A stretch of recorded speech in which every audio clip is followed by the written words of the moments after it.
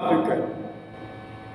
تو دوستو اب اس طاغوت کا ان کا طاقت کا اس سرزمین اللہ کی ہے، قانون اللہ کا ہوگا، یہ زمین کا مالک بھی اللہ ہے، اس زمین پر بھی بادشاہی اللہ کی ہے تو آسمانوں پر بھی بادشاہی اللہ کی ہے۔ جب بادشاہی اللہ کی ہے تو حکومت اللہ کی ہونی چاہیے، قانون اللہ کا ہونا چاہیے، اس زمین پر عدل ہونا چاہیے، اس زمین پر انصاف ہونا چاہیے، اور ہر شیر اور بکری کو کٹھے رہنا چاہیے، کیونکہ یہ لا الہ الا اللہ کا مطلب ہے جس کو ہم سمجھ نہیں پا رہے۔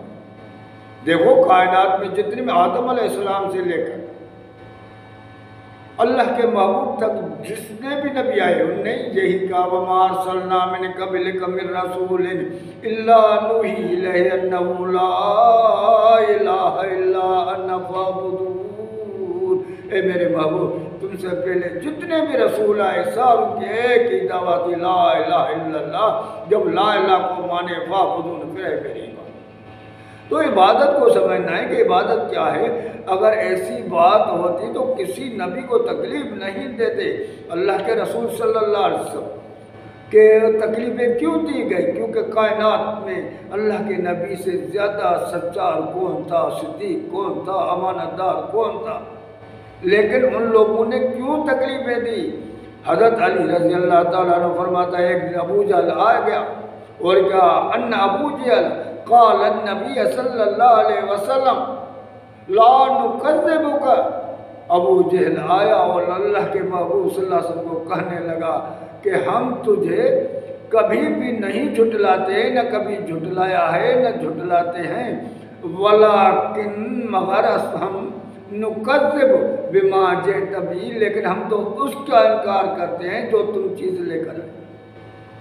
ابو جہل انکار کرے، اس کو نہیں مانے تو کافر، ہم نہیں مانے تو مسلمان۔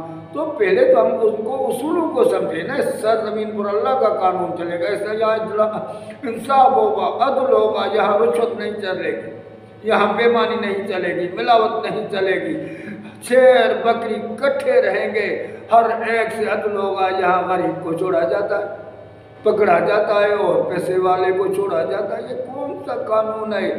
یہ قانون اگر اللہ کے رسول یا کوئی بھی نبی پیش کرتا تو کوئی بھی ان کا انکار نہیں کرتا، کیونکہ وہ سمجھ رہے تھے کہ لا الہ الا اللہ کا مقصد کیا ہے۔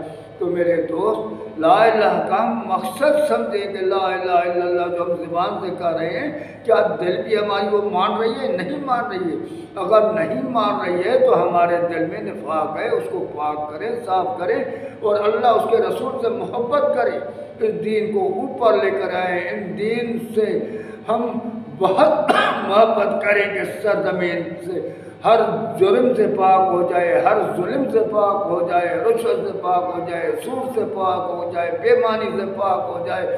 یہ تب ہوگا جب ہم سارے مل کر اس قانون کے لے آنے کی کوشش کریں گے اور اللہ اس کے رسول سے دل و جان سے محبت کریں گے۔ یہ ایک دو کا کام نہیں ہے، سارے مل کر اس قانون پر ہم جدوجہد کریں۔ تو میرے بھائی آج وقت ہے، آج بھی پھر قیامت نزدیک ہے، ساری چیزیں ختم ہو گئی ہیں۔ آج کب بھی قیامت آ جائے، کب بھی تباہی آ جائے، کب بھی یہ سسٹم ختم ہو جائے، آج سوچیں اس سے پہلے کہ کل پچھتانا پڑے گا، کل رونا پڑے گا۔ اب ان فرقوں کے فساد سے نکلیں، یہ جو فرقے سے فرقہ، فرقے سے فرقہ، فرقے سے فرقہ، اور سارے کل حزب بما لدیہم فرحون، ہر فرقہ اپنے دیے ہوئے پر مطمئن ہو کر بیٹھ گیا ہے کہ ان نے کہہ دیا کہ ہم ہی جنتی ہیں، باقی سارے دوسرے فرقے کافر ہیں۔ تو میرے دوستو ہم سوچیں کہ ہم کہاں جا رہے ہیں۔ پہلے تو یہ سوچیں نا، ہم کیا اللہ کے قانون کو مانا ہے، ہم نے کلمے کو سمجھا ہے، اس کی کیا مینس ہے، اللہ کیا ہے، عبادت کیا ہے، تو ہم ان کو آگے سمجھیں، پھر اللہ کو سمجھیں، عبادت کو سمجھیں۔ عبادت عبد غلام کو کہتے ہیں، یعنی ہم کہتے ہیں اللہ ہم تیرے سوا کسی کی بھی غلامی نہیں کریں گے، حالانکہ اللہ کے سوا ساروں کے غلام بن جاتے۔ عبادت بمعنی محبت، عبادت بمعنی خوف، عبادت بمعنی امید۔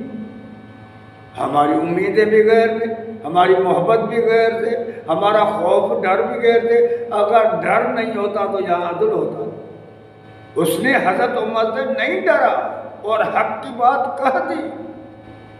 ہم جو بیٹے چند ہیں وہ بھی ڈر رہے ہیں، باقی تو ان سے ساتھ ملے ہوئے ہیں ظلم سے، رشوت ہم سر عام دے رہے ہیں۔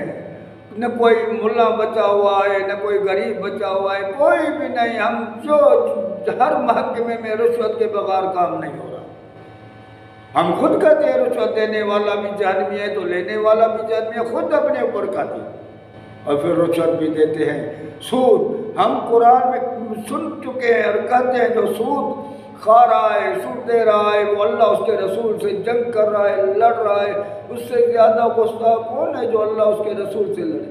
پھر بھی ہم سرے ہم سود کے کاروبار کر رہے ہیں، سود کھا رہے ہیں، سود پی رہے ہیں، خوب سود، ہماری زندگی سود ہے، ہمارا بچہ سود میں گرفتار ہے۔ تو دوستو، اللہ کے رسول نے فرمایا جو دو نفری کرتا ہے وہ ہماری امت میں نہیں ہے۔ ہم سارے پتہ ہے، سارے کے سارے ملاوٹ، سارے کے سارے دو بندری میں لگے ہوئے۔ تو کوئی نبی نہیں آئے گا جو ہم کو سنوارے گا۔ ہمیں یہ کردار ادا کرنا ہے، ہمیں اٹھنا ہے، اللہ اس کے رسول سے محبت میں اٹھنا ہے، اس گند کو صاف کرنا ہے، اس ملک میں عدل لے آنا ہے، انصاف لے آنا ہے، ہر ایک کی عزت ہو، چھوٹے بڑے کی عزت ہو اور مرد کی عزت ہو، سکون سے کوئی ہر ایک زندگی جیے۔ یہی اللہ کی منشا ہے، یہی لا الہ الا اللہ محمد رسول اللہ صلی اللہ علیہ وسلم کا تقاضا کہ اس زمین پر امن آ جائے۔